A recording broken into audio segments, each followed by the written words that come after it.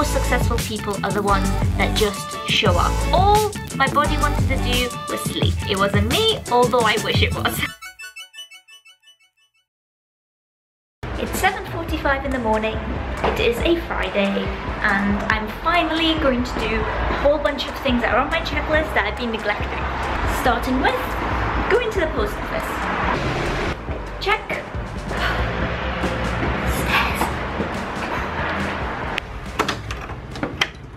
I'm sorry if you can hear traffic outside. That is just my life. Hey everyone, so today I want to talk to you about the I will do it later syndrome. But first, I need to address my last video because I know a bunch of you guys wouldn't have been expecting me until February the 1st, but here I am on January the 12th. In case you haven't seen it, it's either in this corner or that corner, I haven't figured it out yet.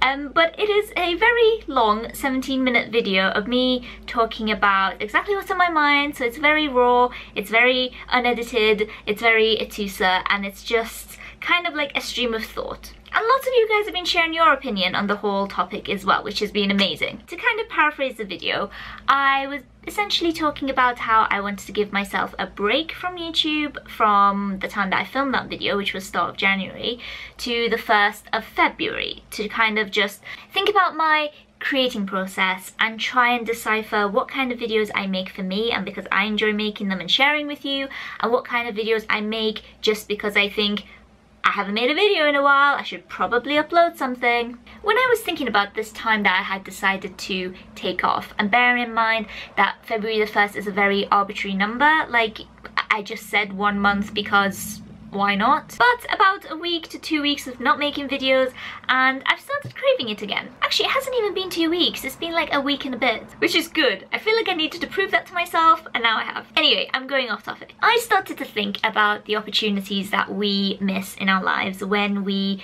say that we will do something later, or when we delay something to a different time when it doesn't really need to be delayed. And there are a few problems with this. One of the main ones being that when you are energetic and passionate and excited in the moment to do something, you have that energy and you have that drive. But if you say, oh, I will do it later, you say I will do it later with the expectation that the same kind of energy and enthusiasm will be there, and very often it's not. So to give you an example that I'm sure a lot of you can relate to is in school or university. Have you ever had this experience where you have been in a really interesting lecture or a really interesting class and you're learning about all these stuff and you think, right, when I go home, I'm gonna make all my notes, I'm going to color code everything, I'm going to organize my folder, I'm going to read more about this because, you know, this is just such an interesting topic. And then because you say, when I go home, or you might say, when I do it tomorrow, you go home, you realize that ice cream and Netflix is a thing, and you may leave it till tomorrow and then realize that, oh my god, I have more classes and more lectures. And the enthusiasm and the passion and the inspiration you had to go and do this thing is kind of like going from this level to kind of like sometimes meh. If the Netflix show is really good, like meh, like you can't even see it. I hope you get the point I'm trying to make. And I started this video off specifically with getting something out of the way that I have literally been putting off and saying I will do later for about 2 weeks now. Basically, I double ordered some items of clothing and they arrived when I wasn't in my London flat, so I went to the shop and bought it because I wanted it for an event, and then I was left with the situation that I had to go to the post office, pick it up, bring it home, repackage it, and then send it back to get my money back. Sounds simple enough, but I have literally been putting it off for 2 weeks and it's been causing me so much like anxiety because I have this in the back of my head that, right, you have that thing to do, you have that thing to do, you have that thing to do. And it's a horrible feeling to have because, again, it's another one of those symptoms of the I will do it later syndrome. I'm not really sure why I'm doing this. Another personal example for me are some of the tasks I've got to do at work. Because these things are so simple, and at the time where those things come up, for example, I finish a meeting with one person and I'm like, okay, I've had this meeting, I need to email somebody else. And if I don't do it in that instant and I say I will do it later, what ends up happening is I'll probably forget and I will end up with a checklist that has got like 16 things on there full of tiny menial tasks that could have been done and gotten out the way really early on. Now, the whole I will do it later syndrome can also be applied to creative situations in which you are creating some sort of art. And in fact, I feel like it's more detrimental there than when it comes to just tasks. When it comes to creative pursuits, when you have an inspired idea, when you feel fired up and enthusiastic, the longer you leave that, as I said, the more that the excitement evaporates. And again, maybe this is me, so do share your experiences, but I tend to find that when I'm physically tired but mentally charged up, I'm much more likely to do things and get things done. So when I come home after working a 12-hour day, which happened yesterday by the way, it was so exhausting. All my body wanted to do was sleep. But because I had the creative inspiration to wake up and film this video, I still woke up at 5 AM regardless,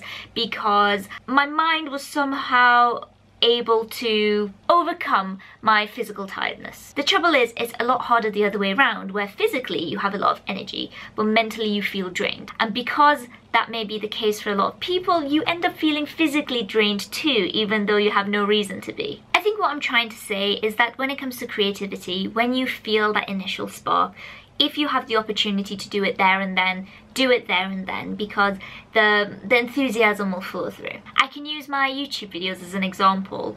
I am certain, and in fact people have told me, when I have made videos that I've been passionate about and enthusiastic about, because that flows through the camera to your beautiful faces. But at the same time, you can also tell when I've made a video when I've not been in the mood and I'm kind of just a bit more of a monotone voice and I'm just talking like this and I'm not as passionate about it, versus when I actually feel like I have something to say and I actually want to share it. And if you're an artist, I'm sure that comes through your work, whatever your creative pursuit is. I have to say, I am very sympathetic to the fact that it is a lot easier said than done, because there are times where you genuinely can't do it in that moment and you do have to do it later, and I understand that. But a lot of the times when it comes to getting things done, be it creative things or just tasks, the most successful people are the ones that just show up. I often make the mistake of thinking I will do it later because I will do it better later, and that might be true.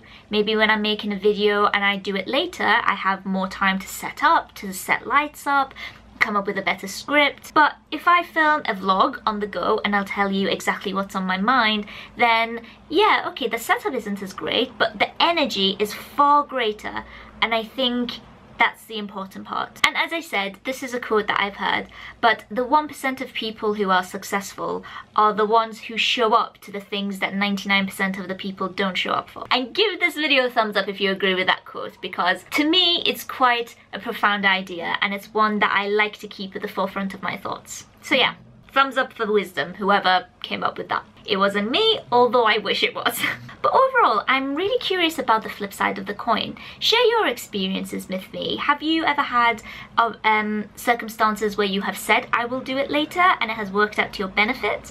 What is your discipline like? When you say, I will do it later, do you actually do it later? Does it work for you? Does it not work for you? Let's have a little bit of a discussion below, because I like hearing about people's views and stories that are different to mine. Anyway, it is 9:24 in the morning and I should probably be getting to work. My job is flexible though, so you know, it's all good. So thank you for watching, my lovelies, and you know what, it feels really good to be back. Give this video a thumbs up and also subscribe and press the little bell icon so you can keep updated. And until next time, take care and I'll see you later.